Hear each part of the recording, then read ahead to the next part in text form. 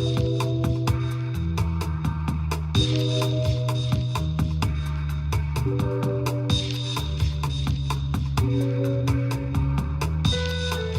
to City and State TV. I'm Executive Editor Michael Johnson. I'm joined now by Public Advocate Letitia James. Congratulations for being on the Power 100 list. Thank you so much. And you're a big advocate for criminal justice reform.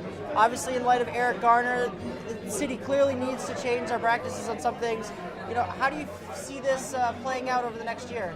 So clearly, obviously, the Office of Public Advocate went to court 2 weeks ago on Staten Island to urge the Supreme Court Justice to unseal the grand jury minutes in the Eric Garner case because we all saw the video, and there's a national discussion with regards to changing our criminal justice system.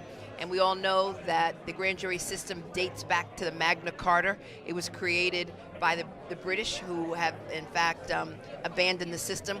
And what we need is more transparency. Government works best when it's done in the open. And we all need to know what happens behind closed doors because secrecy breeds suspicion.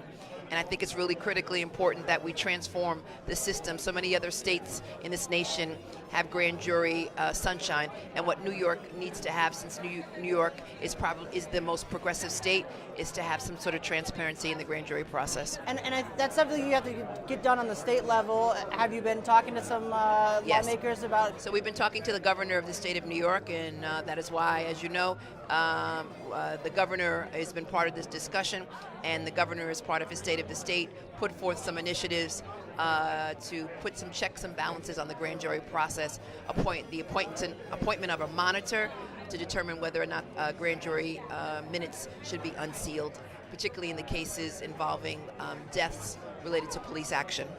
And do you think that the governor's proposals go far enough, or do you feel like that's a good just first start? So because of the inherent conflict between district attorneys and police officers, I've joined with Attorney General of the state of New York, Eric Garner, to have his office appointed as a special prosecutor in cases of police-related deaths. And so I support that initiative as well. And I hope going forward, given the new speaker and given the climate in our city and our nation, that we move forward on grand jury reform. So you've been in office for more than a year now. Yes. What would you say was your signature achievement? What are you most proud of from the first year in office? Body cameras for police officers. Currently in the city of New York, we have 60 police officers who are wearing body cameras as a result of our efforts in the city of New York. We'll be having a town hall meeting at the Bar Association to talk about the law, which unfortunately has not changed and has not kept pace with technology. And so we're going to be having a forum with respect to storage, access, FOIL information, and overall who retains control over the images that we are captured, not only on cameras worn by the police, but also videos that are housed currently by the Department of Transportation. All of the street cameras, who houses that, who has access to that, basically trying to make sure that our freedom of information requests reflect the law in the 21st century. And just before we end the interview, I just wanted to ask you, on a larger scale, do you feel like community relations between police and some of the more low-income communities, do you feel like they're repairable? Do you feel like we're taking steps towards repairing that, or do you feel like that we've taken a gigantic step back because of what happened with Eric Garner? So it's not just low-income communities, it's police community relations, period. Yeah. Obviously, what we need to do is heal the rift that currently exists. I mean, because what we saw on the video related to Eric Garner, our eyes do not lie.